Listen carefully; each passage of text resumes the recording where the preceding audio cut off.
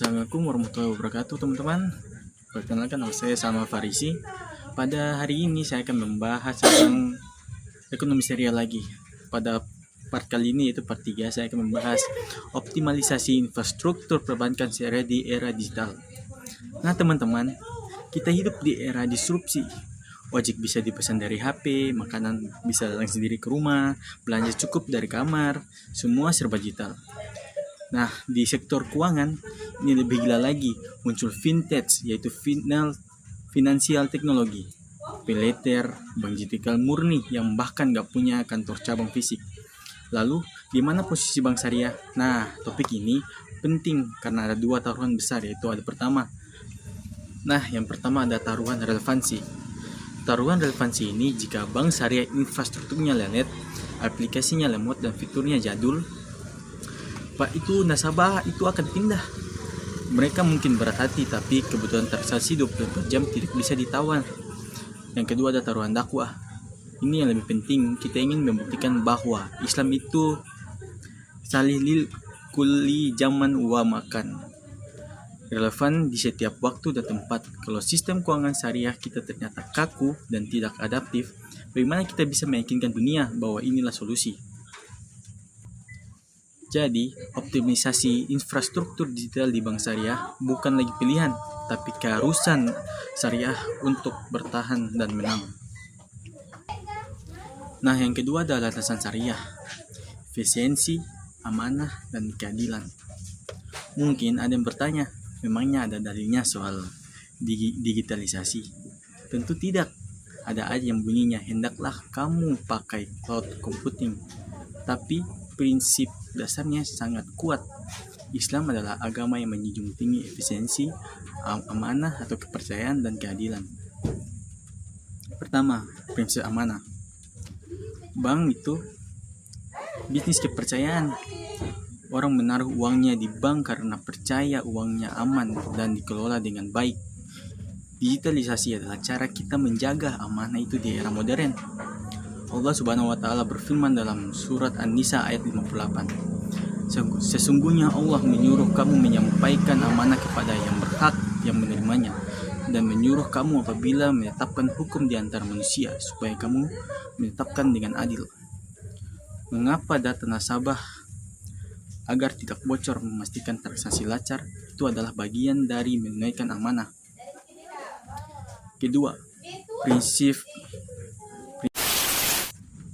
Yang kedua ada prinsip ikon atau profesionalisme atau efisiensi.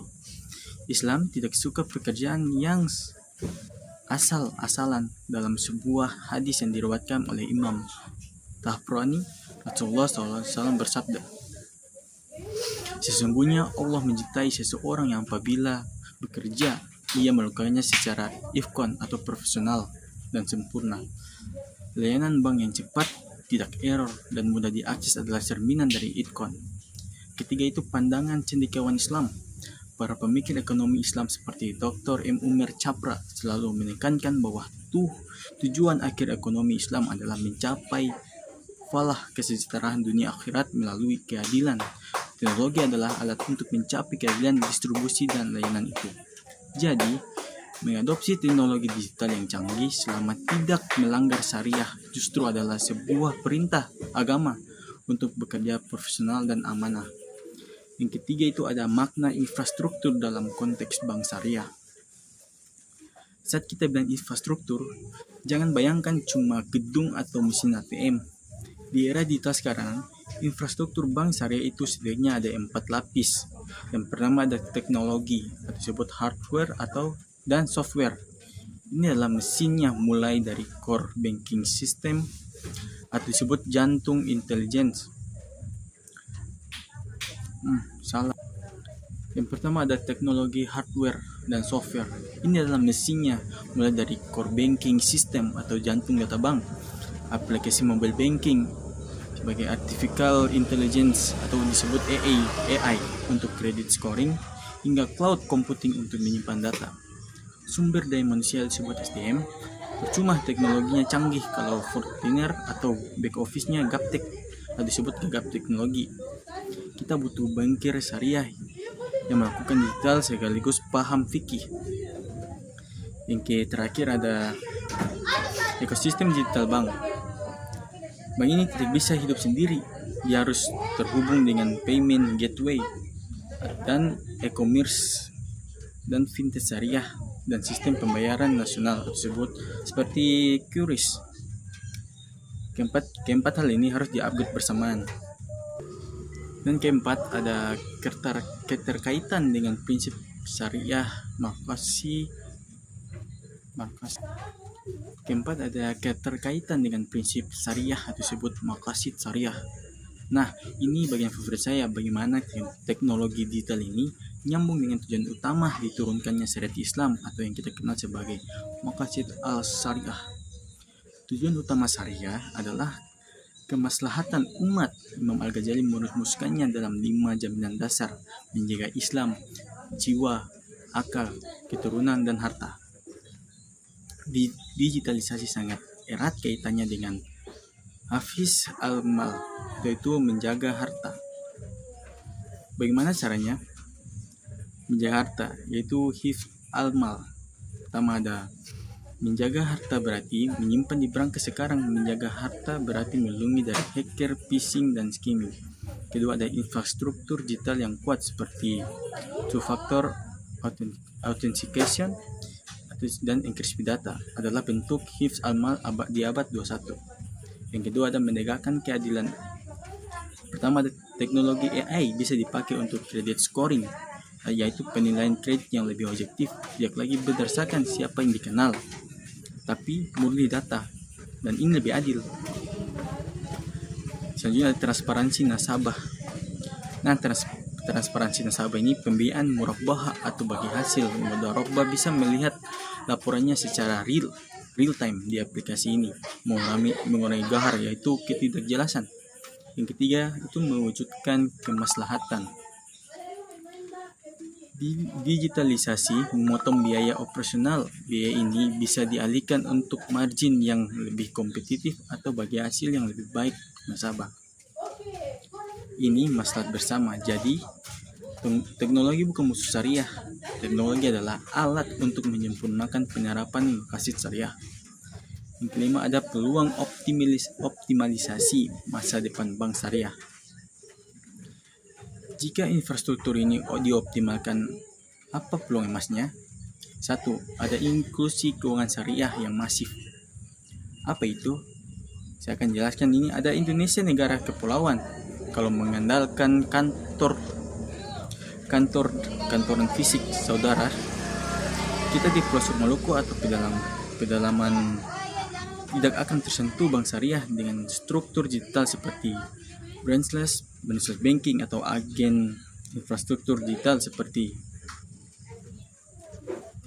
Yang kelima ada peluang optimalisasi, yaitu masa depan bank syariah. Jika infrastruktur dioptimalkan, apa peluang emasnya? Nah, pertama ada inklusi keuangan syariah yang masif. Indonesia negara kepulauan. Kalau mengandalkan kantor cabang fisik, saudara kita di pelosok Maluku atau pedalaman Kalimantan tidak akan tersentuh bank syariah. Dengan infrastruktur digital atau seperti branchless banking atau agen laku pandai, mereka bisa buka rekening, menabung, bahkan dapat pembiayaan mikro syariah cukup dari HP. Yang kedua ada kecepatan dari efisiensi layanan, itu disebut customer experience. Nah, customer experience ini orang sekitar tidak sabaran mau buka rekening, harus bisa dalam 5 menit via selfie. Mau transfer harus detik itu. Juga sampai digitalisasi memungkinkan layanan 24/7 yang super cepat. Ini akan meningkatkan kepuasan dan loyalitas nasabah. Ketiga ini ada meningkatkan kepercayaan melalui transparansi.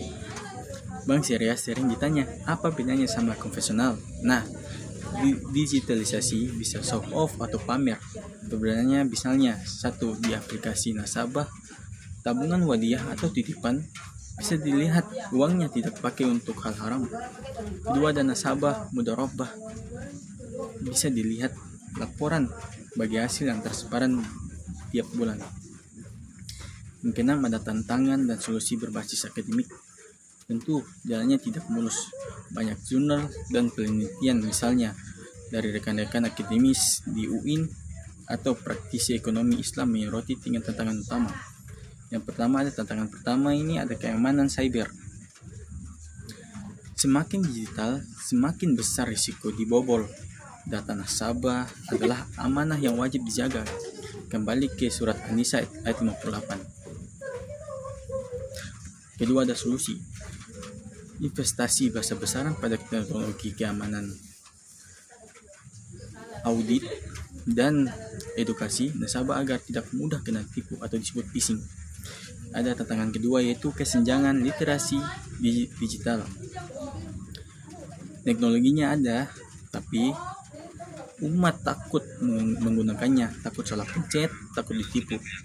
Solusinya, bank syariah tidak boleh hanya jualan produk, mereka harus mengedukasi umat buat tutorial yang user friendly.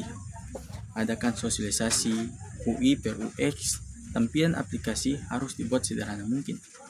Tantangan ketiga itu kepatuhan syariah. Teknologi bergerak lebih cepat dari fatwa. Hari ini muncul AI, besoknya metaverse.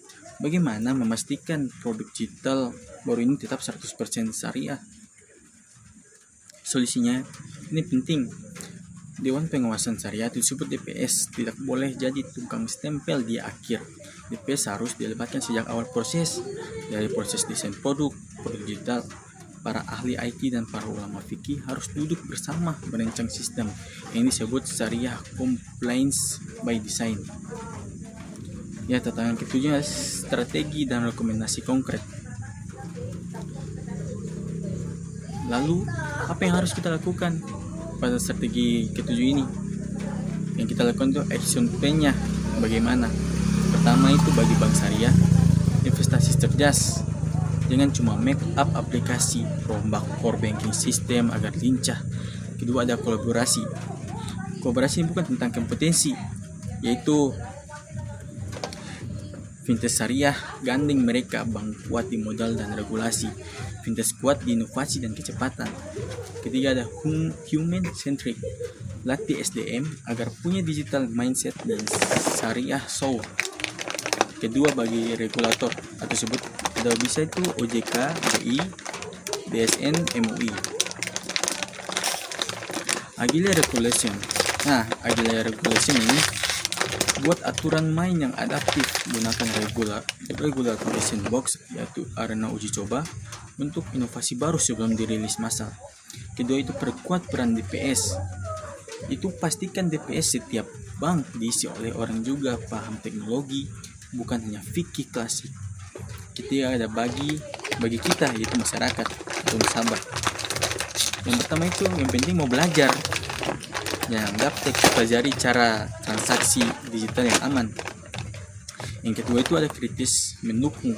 Kritis dan mendukung ini beri masukan ke bank.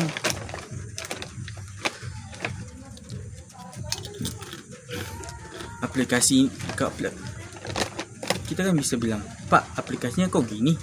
Dan yang penting gunakan produk mereka agar mereka makin semangat berinovasi. Yang terakhir ini ada penutup teknologi dan takwa. Bapak dan teman-teman sekalian, ibu pun bisa. Optimisasi infrastruktur digital bagi bank syariah bukanlah sekadar perlombaan teknologi melawan bank konvensional. Itu adalah upaya kita untuk menunaikan amanah dan menebar nasihat dengan cara yang paling efisien di zaman ini. Kita tidak ingin bank syariah hanya tampil syariah aja, tapi pelayannya membuat umat lari. Kita ingin bank syariah yang canggih teknologinya, sekaligus kokoh akadnya. Tujuan akhirnya adalah menggabungkan antara teknologi dan takwa. Mari kita tekun terus transformasi ini. Semoga Allah Subhanahu wa taala meridhoi setiap langkah kita dalam memajukan ekonomi umat, menjadikan perbankan syariah kita modern, profesional, dan yang terpenting penuh berkah. Nah, sekian dari saya untuk materi pada kali ini. Saya Salman Farisi, saya pamit. Assalamualaikum warahmatullahi wabarakatuh.